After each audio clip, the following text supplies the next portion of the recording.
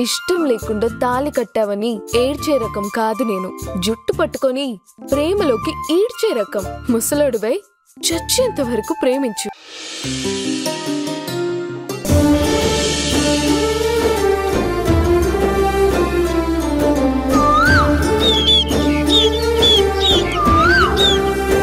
ఏం చేస్తున్నారు? ఆడుకుంటున్నారా? అవునత్తయ్యా. ఏం ఆట ఆడుకుంటున్నారు? అన్నం వండి అన్నయ్యకి పెట్టి చెల్లికి పెట్టి నేను తిన్నాను. ఓ, అన్నం వండుతున్నావా? అవునత్తయ్యా, అన్నయ్యకి ఆకలేస్తుందంట. పొద్దున్న బావకి ఇడ్లీ పెడుతూ అన్నయ్య అడిగిన నువ్వు పెట్టలేదు. అందుకే అన్నయ్యకి బాగా ఆకలిస్తుంది. ఎంతున్నావో లేదు, నీకెన్ని తెలివితేటలే.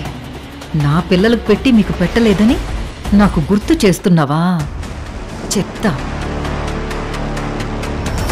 ఓ, అంటే మీకు బాగా ఆకలేస్తుందన్నమాట. అవునత్తయ్యా. సరే, మిమ్మల్ని బయటికి తీసుకెళ్ళి మీకు ఇడ్లీలు, దోశలు, పుల్లైసు, ఐస్ క్రీంలు అన్నీ ఇప్పిస్తాను. ఓ, మా మంచి అత్తయ్య. అయితే ఇంకెందుకు ఆలస్యం, వెంటనే వెళ్దాం. మీ అమ్మొచ్చేలోగా మీ ఆకలి తీరాలి, నా కడుపు నిండాలి. పదండి పదండి.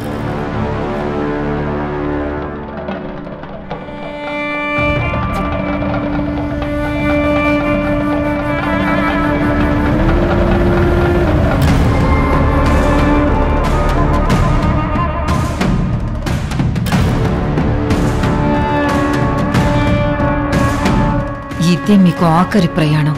మళ్ళీ ఇంటివైపు రాకుండా చేస్తాను. వెళ్దాం, పదండి పదండి.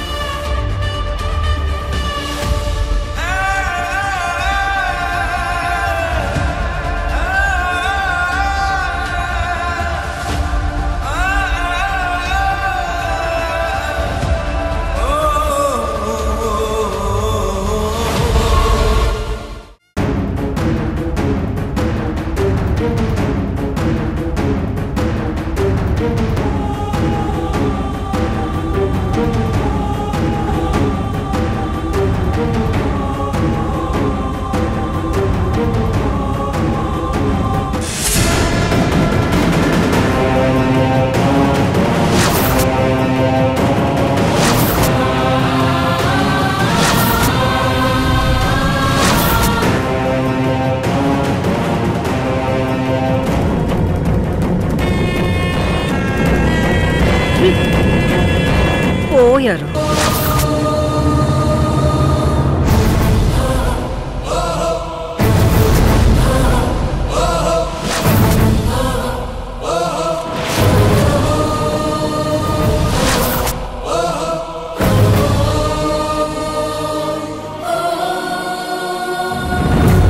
పిల్లలలా నదిలో వదిలేసావా?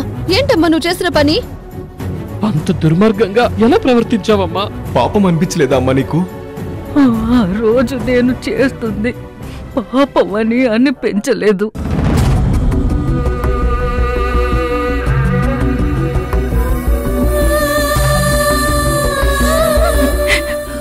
ఆ క్షణంలో నేను 3 బిడ్డల కన్న తల్లిని అన్న విషయం కూడా మర్చిపోయి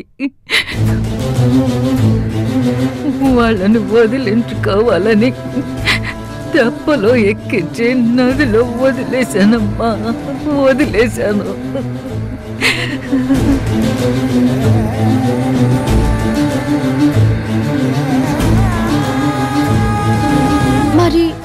మరి ఆ పిల్లలు ఏమయ్యారు చెప్పమ్మా.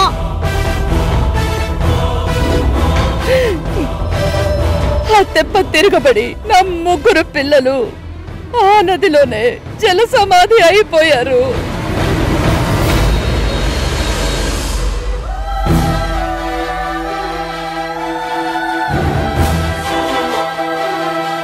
రోజు నువ్వు మా ఇంటికి రాకపోయినా నీ పిల్లలు ప్రాణాలతో మిగిలేవారు బుజ్జమ్మ. కనీసం నా పిల్లల శవాలైనా దొరుకుతాయేమో అనేసి ఏడ్చుకుంటూ వెళ్ళి అంతా వెతికించాను.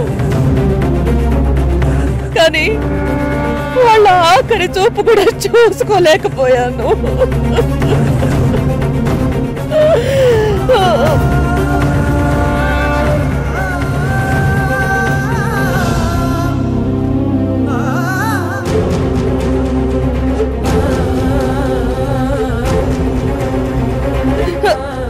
నా బిడ్డల కోసం అయితే వచ్చాను గాని ఆ బిడ్డల ముగ్గురు నాకు దూరం అయిపోయి అనాథనైపోయాను.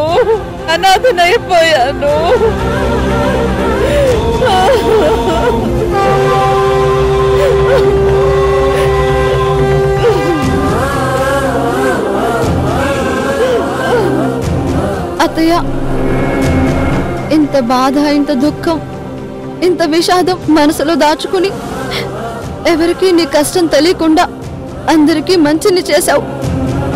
ఎంతో మంది పిల్లలకి విద్యాదానం చేశావు. కష్టం వచ్చిన ప్రతి ఒక్కరి కన్నీళ్లు తుడిచావు.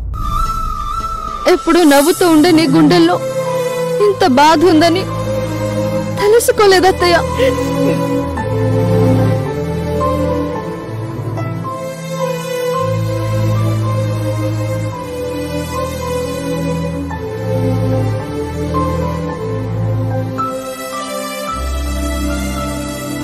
కన్న బిడ్డల్ని కళ్ళెదుటే పోగొట్టుకుని పుట్టెడు దుఃఖంలో ఉన్న మీ అత్తయ్యను చూసినా కూడా మీ అమ్మ రాతి గుండె కరగలేదమ్మా.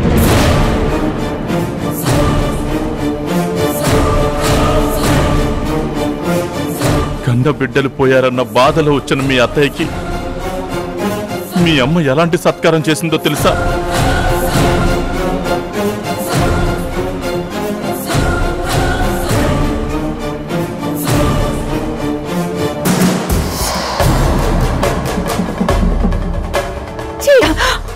అసలు నువ్వు మనిషివేనా? అన్యం పుణ్యం తెలియని పసిపిల్లల్ని పొట్టను పెట్టుకుంటావా? వాళ్ళేం పాపం చేశారని ఇంత దుర్మార్గానికి ఒడిగట్టావు? ఏంటి నన్ను పట్టుకుని నోటికొచ్చినట్టు మాట్లాడుతున్నావు? ఒళ్ళు ఎలా ఉంది? కళ్యాణి, తలుపుతీ. కళ్యాణి, ముందు తలుపుతీ. కళ్యాణి, చెప్తుంది నీకే. ముందు తలుపుతీ. ఉండవయ్యా, నీ చెల్లి లేదో అంటుందిగా, దాని సంగతి చూసి అప్పుడు నీతో మాట్లాడతాను. ఏంటి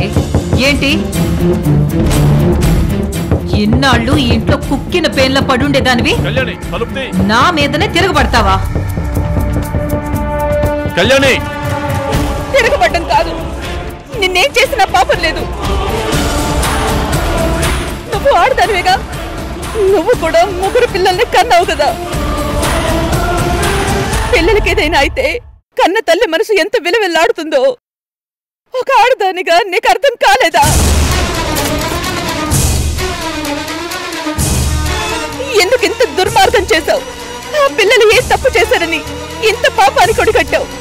వాళ్ళు ఏ తప్పు చేశారు? వాళ్ళు నీ కడుపున పుట్టడమే వాళ్ళు చేసుకున్న పాపం. నీకు పెళ్లి చేసి పంపించేశారుగా, మళ్ళీ సిగ్గు లేకుండా పిల్లల్ని తీసుకుని నా ఇంటి మీద పడి తినడానికి వచ్చావు. ఇంకా ఎన్నాళ్ళు భరించాలి? ఎందుకు భరించాలి? నీకేనా? మాకు మాత్రం పిల్లలు లేరా? వాళ్ళని చూసుకోవాల్సిన బాధ్యత మాకు లేదా? ఉన్నదంతా నీకు నీ పిల్లలకు పెడితే మేమేం కావాలి?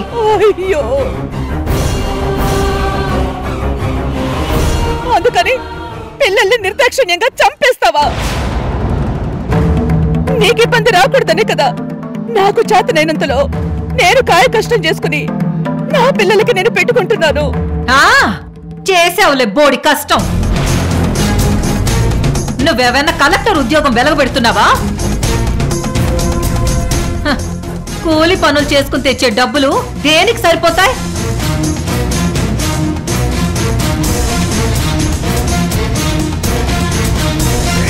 నీ కొడుక్కి మాటలు రావడం కోసం ఆపరేషన్ చేయించాలంటే లక్షలకు లక్షలు తెచ్చిపోయడానికి మీ అన్నయ్యవి కోటేశ్వరుడు కాదు. నా కొడుక్కి ఆపరేషన్ చేయించమని నేను అడగలేదే. హ, నువ్వు అడగకపోయినా ఆయనే ఊరుకోడు కదా.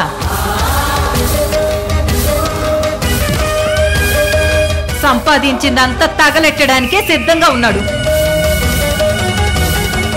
అందుకే వాళ్ళని బయటికి తోసేశాను. కళ్యాణి, తలుపుతీ కళ్యాణి, నా చెల్లెలు ఏమనక కళ్యాణి. నువ్వు బయటికి పంపించుంటే నా బిడ్డలు ఎక్కడున్నారు అని వెతికి పట్టుకునేదాన్ని. కానీ నువ్వు చేసిన దుర్మార్గం వల్ల వాళ్ళు ఈ రోజు ప్రాణాలతోనే లేకుండా పోయారు. మమ్మల్ని భరించలేకపోతే నీ పిల్లల్ని తీసుకుని బయటికి పో అంటే వెళ్ళిపోయేదాన్ని కదా. నేనేదో నా తంటాలు పడుతూ నా కాయ కష్టం నేను చేసుకుని నా పిల్లల్ని బతికించుకునేదాన్ని. కానీ ఒక్క మాట కూడా చెప్పకుండా నా పిల్లల్ని తీసుకెళ్లి నదిలో పడేస్తావా? అయ్యో కళ్యాణి, తలుపుతీ కళ్యాణి. అయ్యో, నేనేమి వాళ్ళని చంపాలని నదిలో వదిలేయలేదు. అయ్యో, అలా చేసేదాన్నైతే తెప్పెందుకు ఎక్కించేదాన్ని? సరాసరి తీసుకుపోయి నదిలోనే తోసేసేదాన్ని కదా. ఆయుష్ అదృష్టం బాగుంటే బతుకుతారు అనుకున్నాను. నీ అదృష్టం బాగోలేదు, దానికి నేనేం చేయను? అది నీ తలరాత. నీ కడుపున పుట్టినందుకు వాళ్ళకు శిక్ష పడింది. నువ్వు చేసిన పాపం చాలుక నోటికొచ్చినట్టు మాట్లాడుతున్నావు. ఇదే పరిస్థితి నీ పిల్లలకు వచ్చుంటే ఏం చేసేదానివి?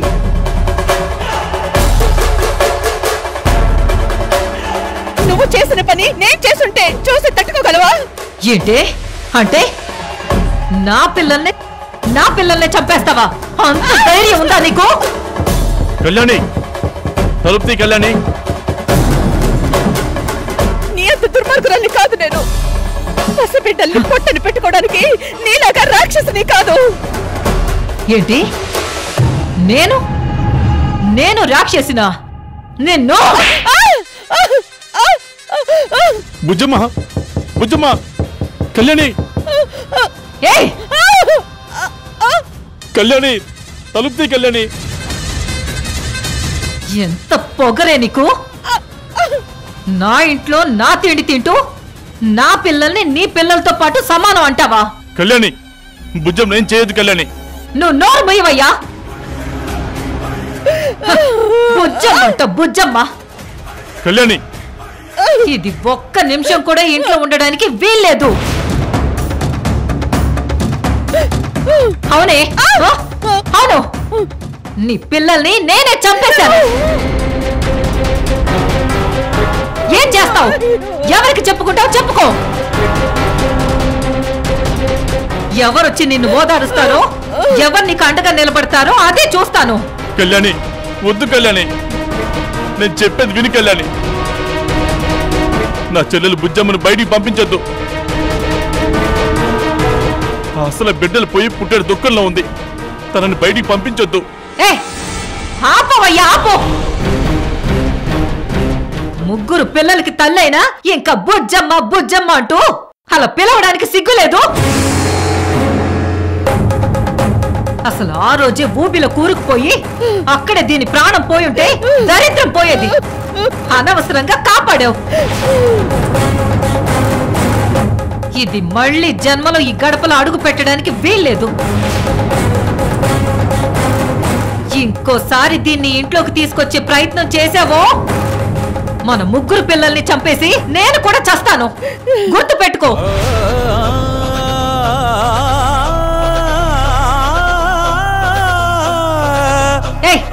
రావే. కళ్యాణి, కళ్యాణి, బుజ్జమ్మ, బుజ్జమ్మ, నన్ను క్షమించమ్మా, నన్ను క్షమించమ్మా. అన్నయ్యను బతుకుండి కూడా నీకేమీ చేయలేకపోతున్నాను. నన్ను క్షమించు బుజ్జమ్మ.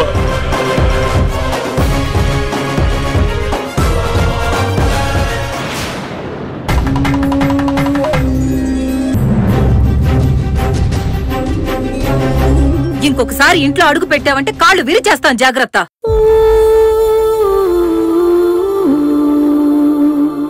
ఊ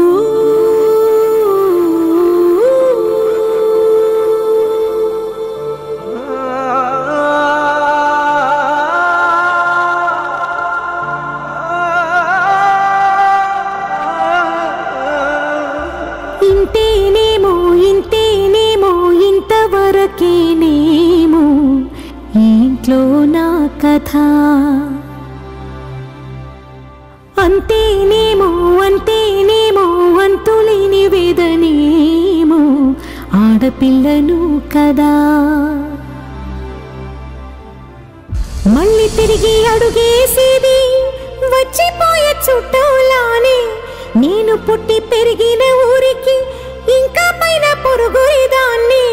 కట్టదాటి గంగ నేడు కంట పొంగెనే. ఎంత యాతనో ఎంత గుండె కోత. నేను చేసిన పాపానికి నాకు ఏ శిక్ష వేసినా తక్కువే అవుతుంది. ఆ రోజు నీ బిడ్డల్ని దూరం చేశాను. ఈరోజు నీకెన్ని క్షమాపణలు చెప్పుకున్నా పోయిన ప్రాణాల్ని తిరిగి తెచ్చివ్వలేను రాణమ్మా, తెచ్చివ్వలేను.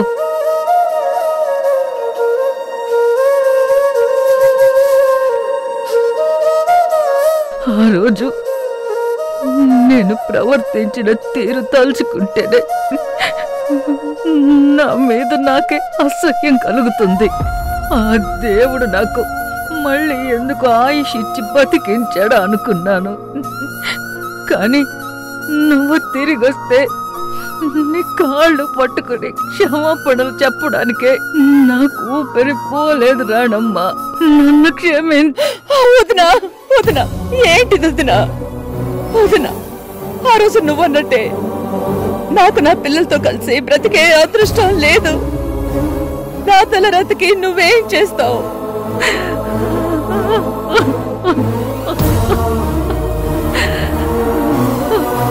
అత్తయ్య, మీ పిల్లలు నీకు దూరం అయ్యారు, కానీ ఆ పిల్లల స్థానంలో మేం ముగ్గురం ఉన్నాం అత్తయ్య. మేమున్నాం.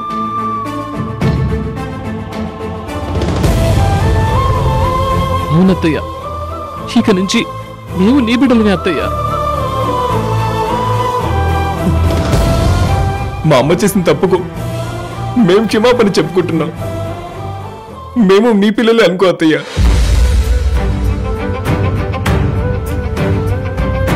అవును బుజ్జమ్మ, ఈ రోజు నుంచి నా బిడ్డల్ని నీకిస్తున్నాను. వాళ్ళకిక నువ్వే అమ్మవమ్మా. నీ బిడ్డల్ని మీ వదిన నీకు దూరం చేస్తే ఆ దేవుడు ఎన్నాళ్ళు మీ వదినకు బిడ్డల్ని దూరం చేశాడమ్మా.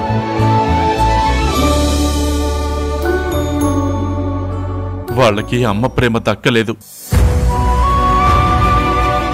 అత్తలా అమ్మలా నువ్వే అత్తమ్మలా మారి వీళ్ళకి నీ ప్రేమను అందించు బుజ్జమ్మ.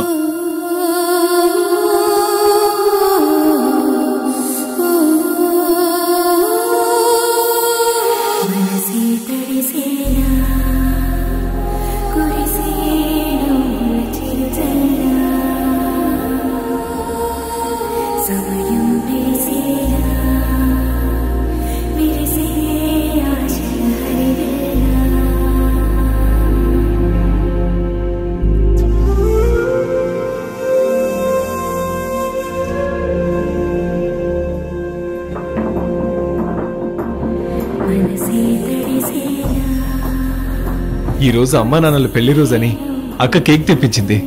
ఖచ్చితం పదండి. పదండి.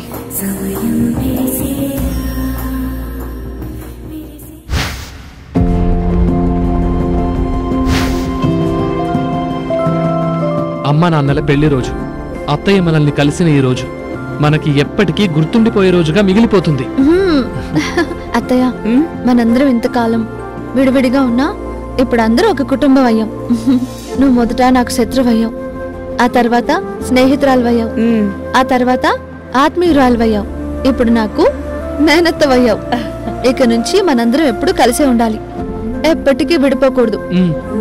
అవునత్తయ్య, మనం ఎప్పటికీ ఇలాగే హ్యాపీగా సెలబ్రేషన్స్ చేసుకోవాలి. అమ్మా నాన్న కేక్ కట్ చేయండి. మరి అంతగా మహా చింతగా మొహం ముడుచుకోకల పనేం తోచక పరేషానుగా గడబిడ పడకు అలా మతో ఎంతగా శృతే పెంచక విచారాల విలవిల సరే చాలిక అలా జాలిగా తికమక పెడితే ఎలా కన్నీరై కురవాలా మన చుట్టూ ఉండే లోకం తడిసేలా ముస్తాబే చెదరానా నిన్ను చూడాలంటే అద్దం జడిసేలా ఎక్కిళ్ళే పెట్టి ఏడుస్తుంటే కష్టం పోతుందా కదా మరెందుకు గోలా అయ్యయ్యో పాపం అంటే ఏదో లాభం వస్తుందా వృధా ప్రయాస పడాలా మరి అంతగా మహాచింతగా మొహం ముడుచుకోగల సరే జాలిగా అలా జాలిగా తికమక పెడితే ఎలా